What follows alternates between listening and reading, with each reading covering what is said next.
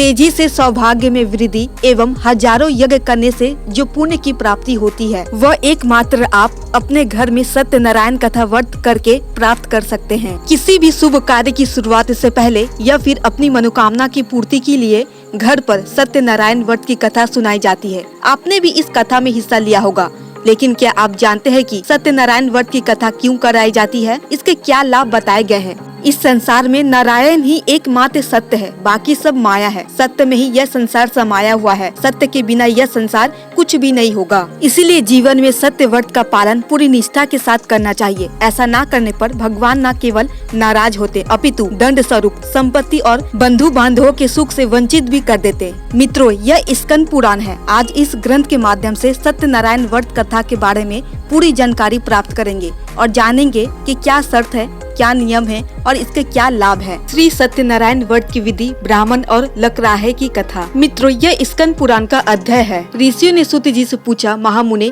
किस व्रत या तप से अभीष्ट फल की प्राप्ति होती है? हम सुनना चाहते हैं, कृपा बताइए। सूत जी बोले, देवर्षि नारद ने यही बात भगवान कमलाकांत से पूछी थी। उन्होंने उसका उत्तर दिया था, उसी को आप सुनिए।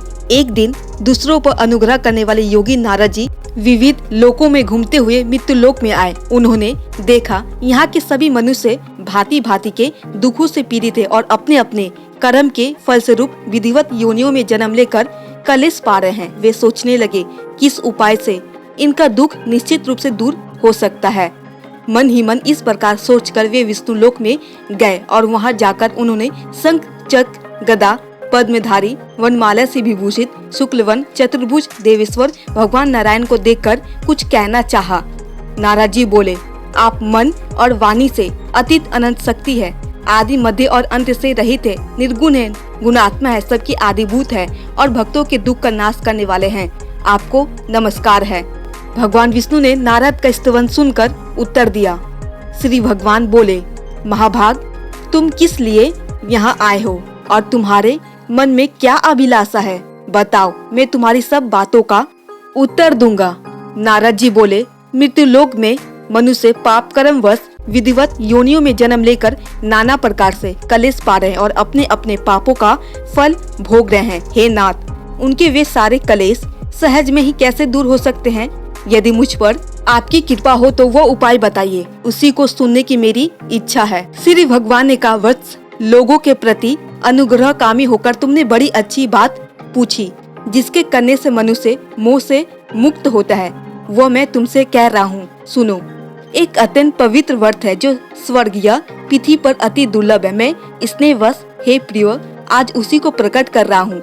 इस व्रत का नाम सत्यनारायण व्रत है। इसको भली भांति विधान पूर्वक बतलाता हूँ। इस व्रत का सम्यक रूप से अनुष्ठान किए जाने पर इस लोक में सुख भोग कर मनुष्य परलोक में मोक्ष को प्राप्त करता है। भगवान की इस बात को सुनकर नारद जी ने फिर कहा, इस व्रत का क्या फल है, इसकी क्या विधि है और किसने यह व्रत किया था तथा कब किया था, यह सब विस्तार पूर्वक बतलाइए। श्री भगवान बोले, इस व्रत से दुख सुख आदि का नाश होता है, धन धान्य की वृद्धि होती है और यह व्रत सौभाग्य, संतानी तथा सर्वत्र विजय प्रदान करता है। मनुष्य भक्ति श्रद्धा के साथ जिस किसी दिन यह व्रत करता है, परंतु सत्यनारायण देव निशामुख अर्थात संध्या के समय पूजे जाने पर संतुष्ट होते हैं। धर्मपरायण मनुष्य ब्राह्मण और बंधु बांधवों के साथ व्रत करे, भक्ति के द्वारा भोग लगावे। भोग उत्तम प्रदातों का होना चाहिए। भोग सवा के हिसाब से, जैसे सवा छटाक, सवा पाव, सवा सेर आदि होना चाहिए। केला, घी, दूध, गेहूं का आटा, गेहूं का आटा ना मिलने पर चावल का आटा और चीनी अथवा गुड़ का भोग लगाना चाहिए। ये सभी चीजें परिमाण में सवा के हिसाब से होनी चाहिए और सबको एकत्र निवेदन करना चाहिए। तदनंतर घर के लोगों के साथ कथा सुनकर ब्राह्मण को दक्षिणा देनी चाहिए।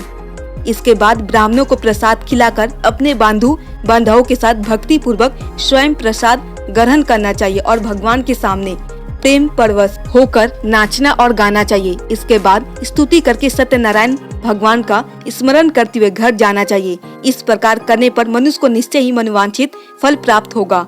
विशेषकर इस कलयुग में तो सत्यनारायण व्रत के अतिरिक्त पृथ्वी पर अभिष्ट सिद्धि का और कोई उपाय है ही नहीं।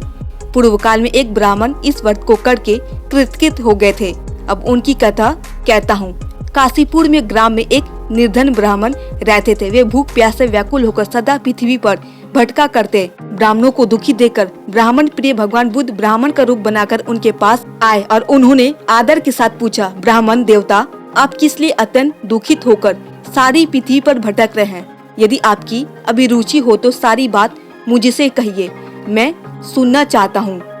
ब्राह्मण ने कहा, मैं बड़ा गरीब हूँ और भीख मांगने के लिए ही इस प्रकार भटकता रहता हूँ। आप कोई उपाय जानते हो तो हे प्रभु कृपा पूर्वक मुझे बताइए।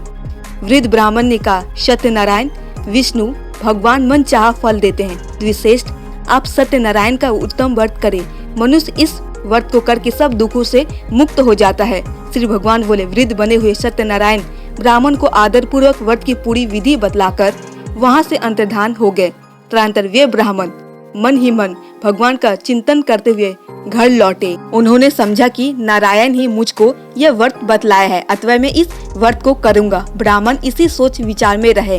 उनको रात्रि में नींद नहीं आई। प्रातः काल उठते ही मैं सत्यनारायण व्रत करूंगा यह संकल्प करके ब्राह्मण भिक्षा के लिए चले। उस दिन ब्राह्मण को भिक्षा में प्रचुर द्रव्य की प्राप्ति हुई। उसके द्वारा उन्होंने बंधु बांधवों के साथ सत्यनारायण का व्रत किया और उस व्रत के प्रभाव से वे श्रेष्ठ ब्राह्मण समस्त दुखों से छूटकर संपूर्ण संपत्ति से संपन्न हो गए। तब से वे प्रतिमाह सत्यनारायण व्रत करने लगे।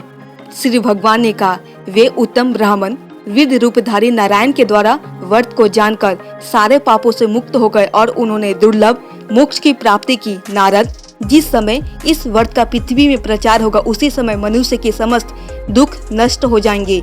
सूत जी बोले, ब्राह्मणों, नारायण ने महात्मा नारद को जैसा कहा था ठीक वैसा ही मैंने आप लोगों से कह दिया। अब और क्या कहूँ? ऋषियों ने पूछा, इसके बाद पृथ्वी पर इस व्रत का अनुष्ठान किस मनुष्य ने किया था? हे मुने, ये सब हम सुनना चाहते हैं। इस विषय में हमारे मन में बड़ी श्रद्धा उत्पन्न हो गई। सूती जी बोले, मुनियों, उसके बाद पृथ्वी पर किसने यह व्रत किया था सो सुनो। एक दिन वे श्रेष्ठ ब्राह्मण अपने बंधु बांधवों के साथ अपने वैभव के अनुरूप व्रत कर रहे थे। इसी समय वहाँ एक लकड़हारा आया। लकड़हारे ने लकड़ी बाहर रख दी और वह ब्राह्मण के घर के अंदर चला गया। उस समय वह प्यास से पीड़ित था। उन ब्राह्मण को कार्य में लगे देखकर प्रणाम करके उसने पूछा, महाराज, आप ये क्या कर रहे हैं? ब्राह्मण ने कहा, यह सत्यनारायण व्रत है। यह व्रत दुख दारिद्र्य का नाश करता है, सब प्रकार की इच्छित वस्तुओं को देता है और पुत्र पौत्र आदि की वृद्धि करता है। इस व्रत के प्रभाव से ही धन धान्य आदि महान समृद्धि से मेरा घर भर गया है। ब्राह्मण की इस बात को सुनकर लकड़हारे को बड़ा हर्ष हुआ। वह जल पीकर और प्रसाद लेकर स्थिर मन से सत्यनारायण देव का चिंतन करता हुआ नगर में गया। उसने मन ही मन कहा कि आज लकड़ियों के बेचने पर जो कुछ मिलेगा उसी के द्वारा मैं सत्यदेव का उत्तम व्रत करूंगा। इस प्रकार मन में विचार कर वह लकड़ियों के बोझे को सिर पर उठा नगर में धनियों के रमणीय स्थान में पहुंचा। आज लकड़हारे को लकड़ियों का दूना मूल्य मिला। उसका हृदय प्रसन्न हो गया। वह पके हुए केले, चीनी, घी, दूध और गेहूं का आटा सब वस्तुएं सवाए हिसाब से लेकर घर पहुंचा। तदनंतर बंधु बांधवों को निमंत्रण देकर उसने विधि पूर्वक व्रत किया। उस व्रत के प्रभाव से वह लकड़हारा धन और पुत्र से संपन्न हो गया तथा इहलोक में सुख भोग कर अंत में सत्यपुर को प्राप्त हुआ। तो मित्रों, यह थी सत्यनारायण व्रत की इतनी बड़ी महिमा। मित्रों, इसका भाग 2 भी है। यदि भाग 2 जानना चाहते हो तो आप कमेंट करके हमें बताएं। यदि ये सत्यनारायण व्रत की वीडियो आपको थोड़ी भी पसंद आई हो तो मित्रों प्लीज आप हमारे चैनल को सब्सक्राइब कर दे और एक वीडियो को लाइक भी कर दे।